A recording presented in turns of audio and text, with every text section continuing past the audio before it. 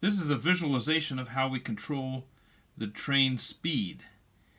The current state is off or ground, and each square represents 10 volts. Going up would be positive, going down would be negative.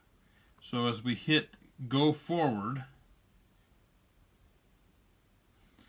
you can see there's a slow transition pulsed between an off state and going all the way up to 12 volts.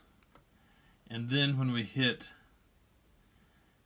stop forward, it slows down and transitions back to off. Likewise, if we hit go reverse,